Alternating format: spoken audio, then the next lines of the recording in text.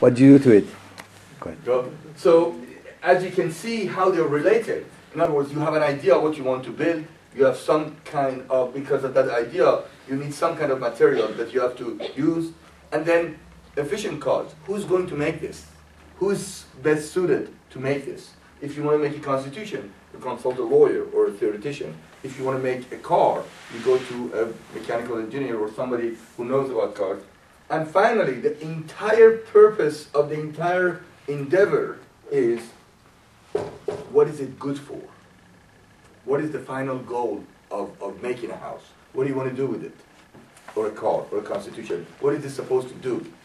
Why? In other words, this is a question of why are you making a house? This, who is going to make a house? What is it going to be made of? And what form or would it take or have? So, for Aristotle, everything has to have answered these questions for everything. So, for example, if you want to think of the world, right? The entire world, not just a table or a chair or a car or a house. The question becomes, what form is it supposed to take? Someone has to have an idea, right? Then, what is it made of? Our reality, our world, the entire universe. Who made it? How did it come about? Who's the author of this thing? And then, what is the entire purpose of this thing? Why? And as you can see, almost every philosophy will have to answer, and religion, will have to answer these questions. Why are we here? Right? How did we come here? Who made this? And what is it made of? And then, what form has it have? Why does it have this form that it has? In whose image? Do you see? In whose image the world is made? Because that image, that's the form that you have. So, if you think about this, then the question, because we're concentrating on the political aspect of Aristotle's views, the question then becomes, what about the political community? What is the polis made of? Or the city? What is it good for?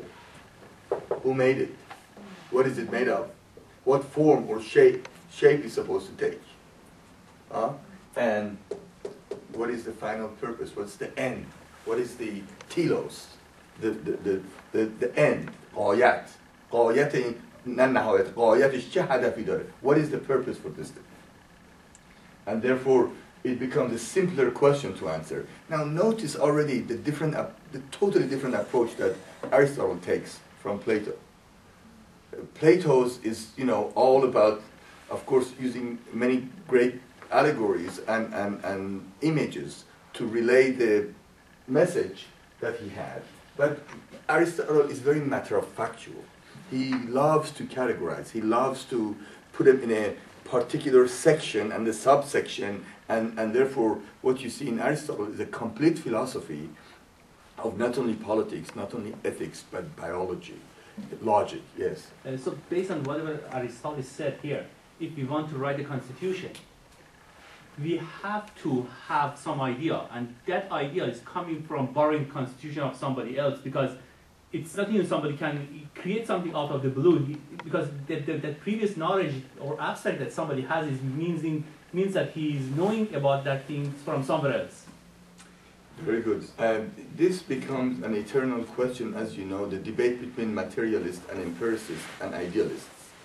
Idealism and materialism, on the one hand, they answer this question differently, but especially this juxtaposes idealists versus, of course, the empiricists.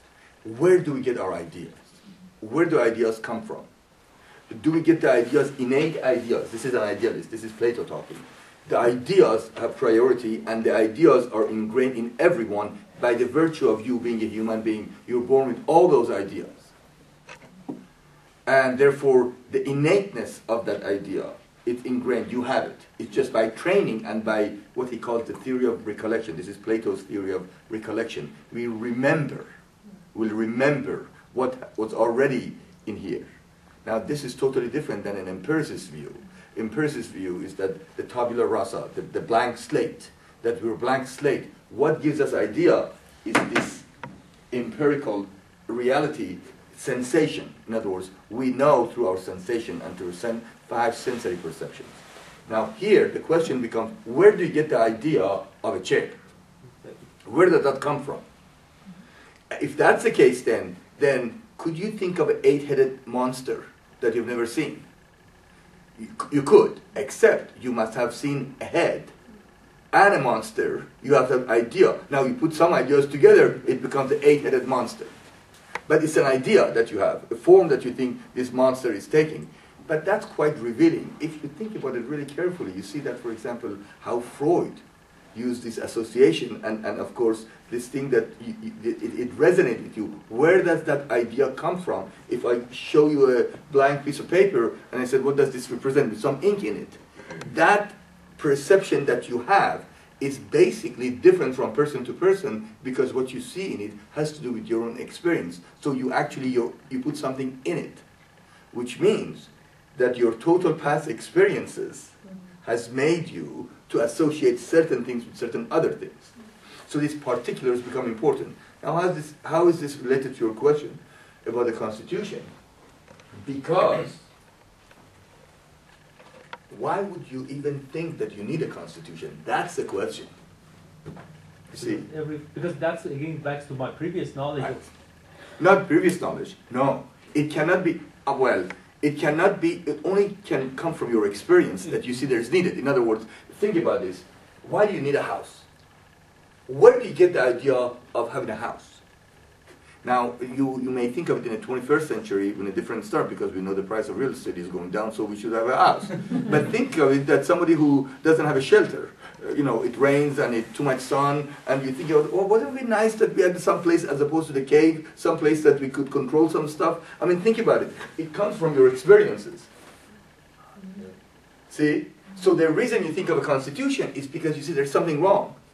Lawlessness. Now later on you see that when we talk about, for example, Hobbes or Locke, they refer to this as state of nature. And in other words, a place that there is no law or rules.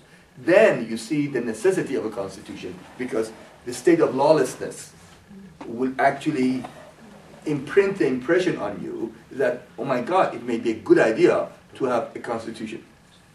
Now what type of constitution has to do with what you have, and you'll see in a minute how Plato and Aristotle are different. To Plato, ideal city, justice is the same everywhere. But for Aristotle, justice it actually changes format from person to person or from city to city because of what you may have at your disposal. So, or from nation to nation. And from nation to, actually exactly from nation to nation. Aristotle, from time to time, Aristotle studies about 156 different constitutions. None of them has survived except the Constitution of Athens. Now, he does this very methodically. You'll see in a second when he compares, for example, monarchies like Persia, for example, with Sparta. So, excuse me, Justin, I see too many questions. So, based on Aristotle's idea or view, is it fair that, say, whatever is happening in Libya is fair, whatever Gaddafi does is fair, because that's another nation, and we are another nation, and France is another nation, so we don't have to be like each other? Yeah, good question. Now you are embarking on this fundamental question of relativism versus absolutism. That is to say, does truth depend on situation? Does justice change from nation to nation? Then can you talk about universal rights where everything is particular? In other words, this is a huge debate between the universals and the particulars. Aristotle is very smart. He knows that's coming down the pike, so the way he answered this, he believes in the absolutism of the particulars. Now you'll see in a second how he does this. Now you'll see in a minute, and I'm gonna talk about this actually tonight to see how he solved the situation. In other words, he's going to tell you that yes, depending on what type of city you have, then I can prescribe a particular type of government for you. but given the